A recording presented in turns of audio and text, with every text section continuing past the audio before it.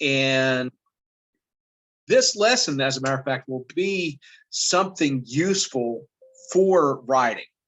So today we want to try to eliminate wordiness and awkward language. So why is that important? When it comes particularly now, this is something that can appear on your language arts exam as far as just getting tested. They may have like a paragraph, and then they'll have sections of the sentences with ways to correct it, like in drop-down boxes.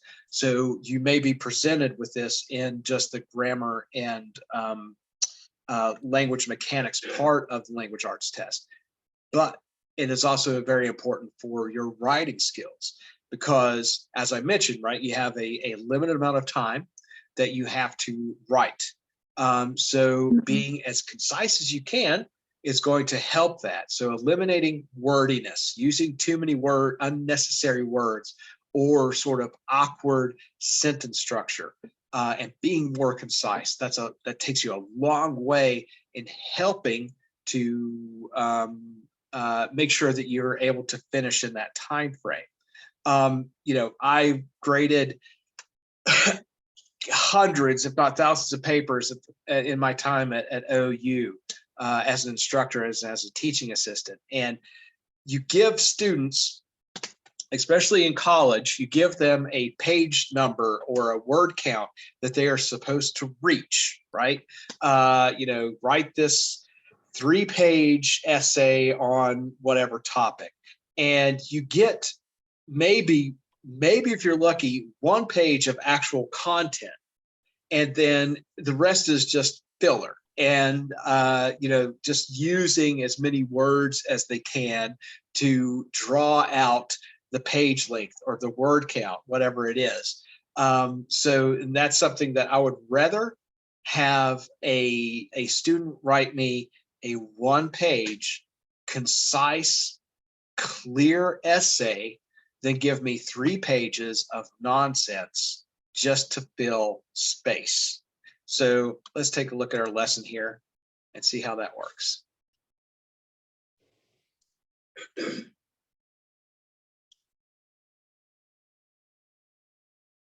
Hi, Leonard here. This is the lesson Wordiness and Awkward Language. Using redundant or extra words is a common problem in writing. This lesson will help you recognize and fix wordiness and awkward language. Okay, let's take a look. Correcting wordiness and awkwardness in your writing can make a big improvement. When your writing is simpler, it's easier to read. One of my students was writing a letter to her congressman, and she brought it to me to read. She had a problem with overcomplicating her writing with too many words and sentence structures that were too complex. By the time we worked through the whole letter together, it went from 3 pages to 1 page. More important than that, it was much easier to follow. Anyone could understand it quickly and easily. Your writing probably won't get that much shorter, but it will be clearer and more effective if you edit for wordiness and awkwardness. And it's not just about making it clearer to the reader, but eliminating wordiness and awkwardness will also make your writing just overall stronger. It sounds more decisive. It sounds more assertive if you're eliminating those little problem areas of being too wordy or using awkward sentences. So it makes it more convincing overall. When it comes to writing, wordiness and awkwardness are closely tied together. Aside from grammar issues, there are 2 kinds of awkward phrasing: too many words in a sentence and too many ideas in a sentence. Both can make your writing hard to understand, and the answer to both is to simplify your writing. You want to write in a concise way. That means without any unneeded words. Here's a common problem: when the subject and verb don't focus on the main idea. Look at this sentence. It is important that we understand the factors that led to World War II. What is the main subject and verb here? It is But that's not really what the sentence is about. Starting sentences with clauses like "it is important," "it's a fact that," "it is possible that," "there are," or "it is common knowledge that," is usually unnecessary. It adds more words without adding any real meaning. You can usually restate the sentence in a better way by deciding what's the most meaningful subject and verb, like. And that is also a form of passive sentences. Nilda, we just started. See, you just joined us. We are doing the lesson on wordiness and awkward language in RLA language arts. And we just started. So, yes, that is a form of passive sentence formation, right? Where it is one of those be verbs, and it's not really saying anything. It's just out there, and it is not a strong subject to start an idea with. As a pronoun, you can use it later, but if you're introducing an idea, if you're introducing a subject, that's really weak in a way to start a sentence. So watch how we are going to fix that here. Like this. The factors that led to World War II are important. Always look for ways to cut down excess words. Right. So here, the subject is the factors, right? So we're starting with a much stronger, clearer indication of the idea, the factors. We have a stronger verb now. So the factors that led, right? So led is our action verb, and it's an active verb. The factors that led to World War II are important.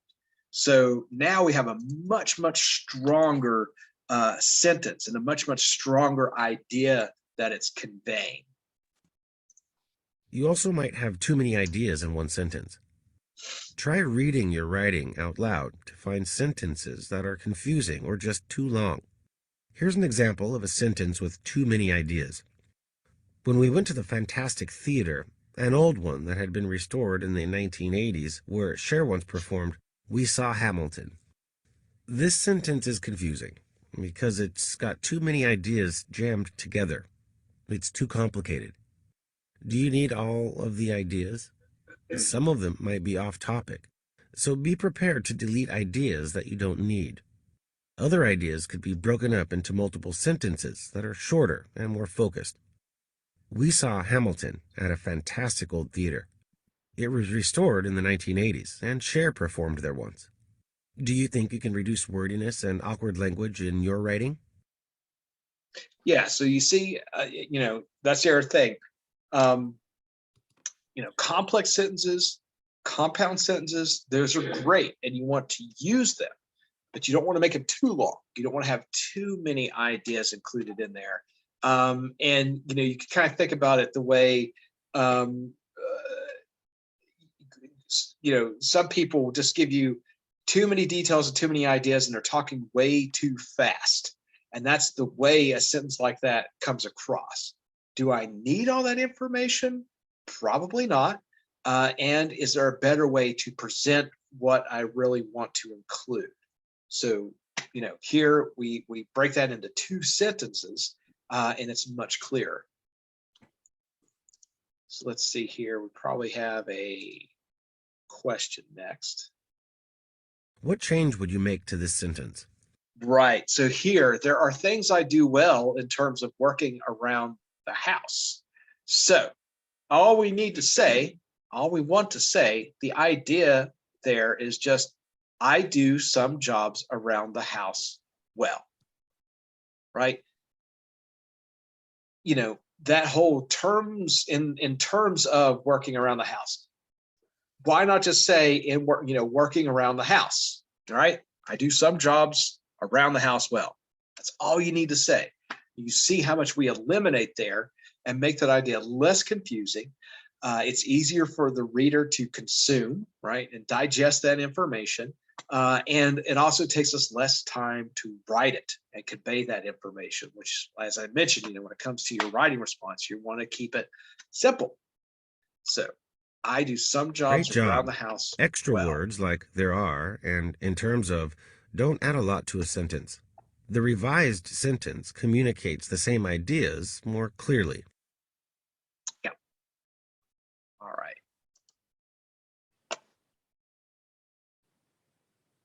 When you write, you need to watch out for redundant phrases. A common problem is repeating something the reader already knows. For example, if I talked about secrets that I can't tell, that would be redundant. A secret, by definition, is something that you can't tell anyone. Look at this example. My boss called me into his office to talk. When we were talking, he told me about a possible promotion. Do you see how the clause "when we were talking" repeats what came just before it? The reader already knows that you're talking to your boss, so you don't need to repeat it. In fact, you can take the word "talk" out altogether. My boss called me into his office and told me about a possible promotion. A lot of the time, common phrases include words that aren't needed because they repeat an idea. Let's take a look at an example. Jan was unexpectedly surprised by the job offer. What's the unnecessary word in this sentence? Do you see it? It's unexpectedly. When you're surprised by something, that shows that it's unexpected. So you don't need the word unexpectedly. Here's another example. It was the very worst day of my life. A word like worst, most, or best doesn't need the word very. Nothing can be worse than worst. Some other redundant phrases are my most favorite, the color red, just exactly, and my own opinion. You can just say my favorite, red, exactly, and my opinion. When you edit your writing, cut out words that don't add any new meaning. Yeah, if we get into this habit, right? Particularly, the color red, or something like that. Red's the color. That's all you have to say. And we let those things sort of seep into our language, and particularly when we're speaking. And it's just unnecessary. And particularly in writing, when you're trying to convey something in a concise manner, that's particularly where these things are going to, for the reader. And it's just something I've always mentioned, you're conveying something to somebody that is reading it at a different time, that may or may not know you. And so you want to make sure you're expressing those ideas as clearly as you can, so they get the point. Let's see here what our next question is. What word would you remove from this sentence? So here, our sentence says, in the community college seminar, Ella learned about various different characters. So what we want to eliminate is different, right? Word different. Or you could eliminate various. Ella learned about different characters, careers. Ella learned about different careers, or Ella learned about various careers. Either one of those would work, but both of them is redundant and unnecessary. So Ella learned about various careers, right? That's what we want to have here. Great job. The phrase various different is redundant. You can take out the word different, and the meaning of the sentence will not change. And that's the other thing too. He mentions there, in your editing or reviewing, look at your sentence. If I'm eliminating words, does it change the meaning? If I can eliminate words and it doesn't change the meaning, then I have, a redundant phrase or awkward phrase, or it's too wordy. That's something to think about. All right, now got our practice Now questions. it's time to show that you've learned this concept. So let's take about 10 minutes. We'll work through those independently. And we'll take a look at our answers here at the end. So go ahead and take about 10 minutes there. And just before 2 o'clock, we will take a look at the answers.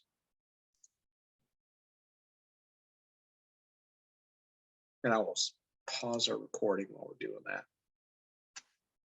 Hi, Leonard here.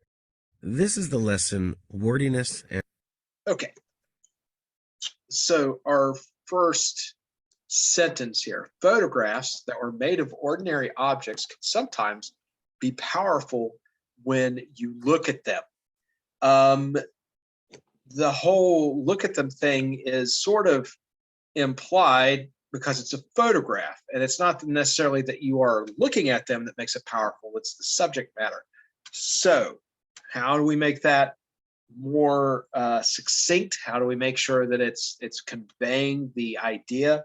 We say photographs of ordinary objects can sometimes be powerful, right? We can make an assumption that it's because you're looking at them. We don't have to state that. So photographs of ordinary objects can sometimes be powerful. Yeah, that's, we can eliminate quite a bit there. The following list gives some examples of good and bad phone etiquette below. We don't need to say where the list is because we already said the following list. So we already know that it's coming next. We don't have to include below as well. So simply saying the following list gives some examples of good and bad phone etiquette, period.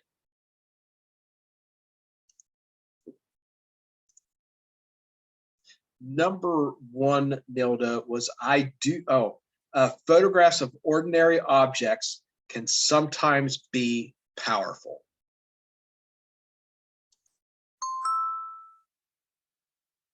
Right, and here we already know that it's following that sentence, so we don't need to say below as well. Okay, here, often when people disagree with each other about something, it is a matter of differences in priorities. Okay, so we just say often disagreements come from differences in priorities.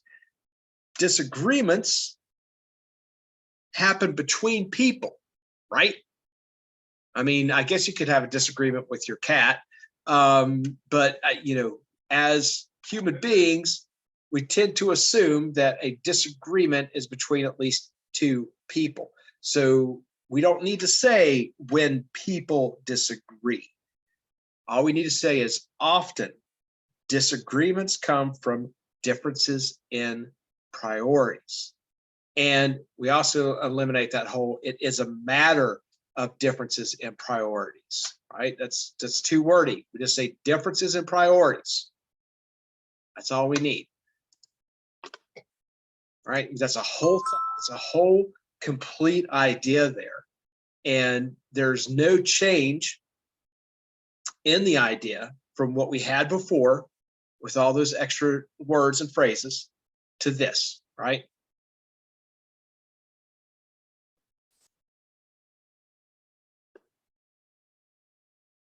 you're doing very well.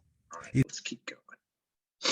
The reason he is worried is because Russell has not called. Okay. He is worried because Russell has not called. Right? We don't need to add the reason. That's too many words, right? We know what the reason is. It's simply he is worried because Russell has not called. That's all we need.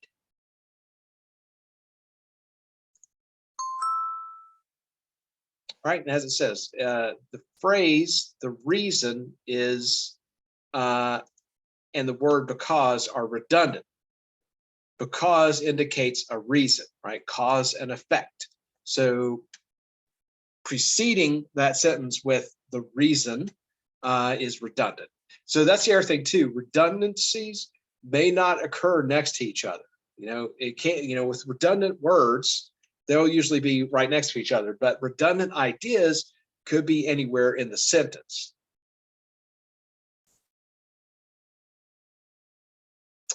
The fact is that there are many young people with large student loan debts.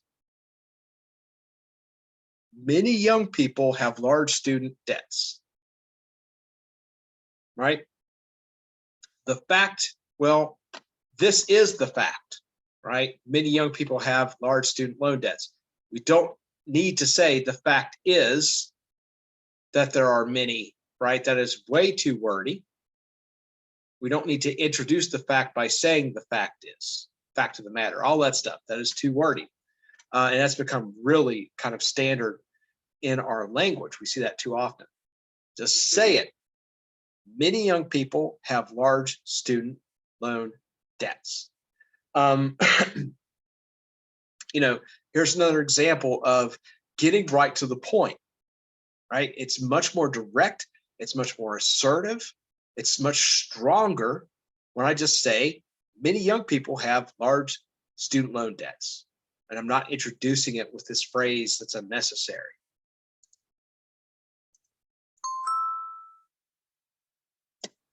And let's see here. I had to talk to my bank manager, but the end result was that I got my money back. So what do we eliminate here? End, because results are at the end, right?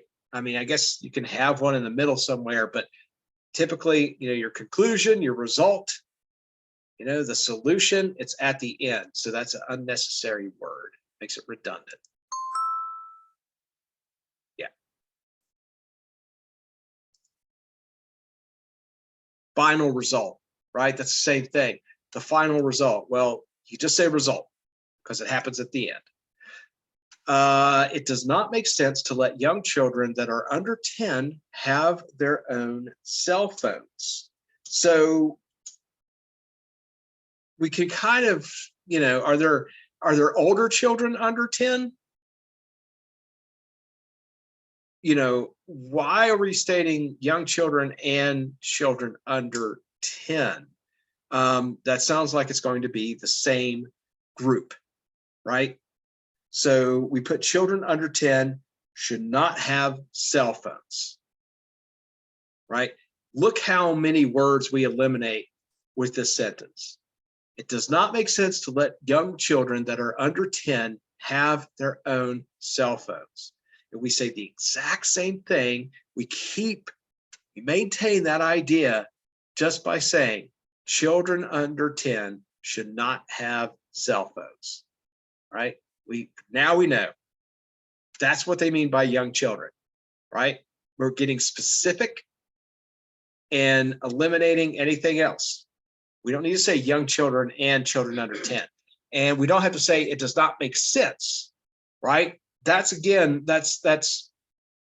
making the sentence weaker, right? If we just come out and we assert children under 10 should not have cell phones, we're kind of putting our foot down.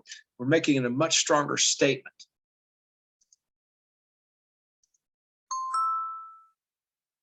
Yeah, wordy phrases that don't add much meaning. Moreover, it makes the sentence weaker, makes it a little more confusing.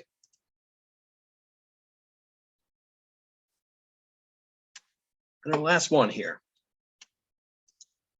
Okay, now here, we're still going to have a fairly complex sentence. We're going to have a long sentence. We're actually going to make one sentence out of these two awkward sentences. While writing her paper, Ida kept getting distracted. She worked on writing the paper all night. Okay, this is too much. And we're still going to have a complex sentence here, but we can, combine those two. So we just have one nice idea together. Ida worked on writing the paper all night because she kept getting distracted, right? So that way we combine those two sentences into one compound sentence, or actually a complex sentence, and it's still much clearer, right? We have one whole idea there together. So Ida worked on writing the paper all night because she kept getting distracted. We understand why she was writing the paper all night in one sentence instead of two.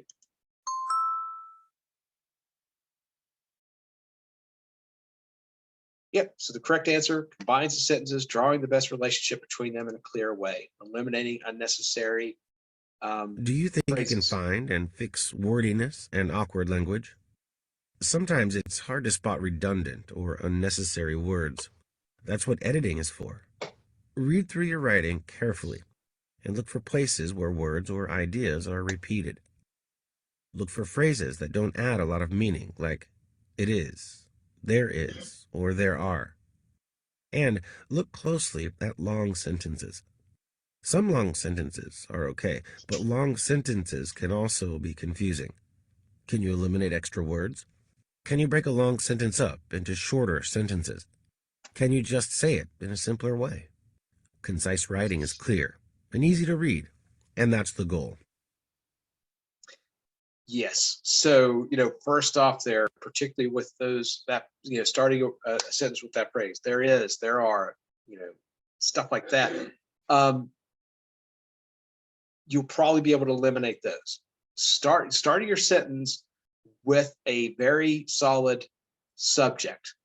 Now, you're going to use pronouns along the way, and it might be one of them, but making sure that you have a very solid subject that your action is pointing to will help you a lot with eliminating awkwardness and wordiness in a sentence, because you're going to be building active sentences, right? With a verb that points directly to a subject. And when you do that, it will often eliminate this kind of wordiness. The two-word redundancies, that's something that will take a little more work to identify, right?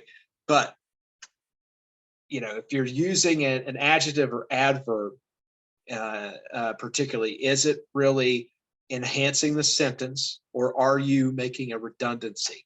That's where you'll find that a lot. So, and just in general, when it comes to writing, start simple. That's where a lot of people get in trouble, because they think that being wordy makes it sound more intelligent or more sophisticated. And but when people read it, they'll quickly understand that that's not the case. People appreciate more concise and direct writing than they do something that's twice as long, that's saying just the same thing. So, and that so that's the best rule. Start simple, keep it simple, and the rest will take care of itself. So any questions on wordiness or awkward sentences?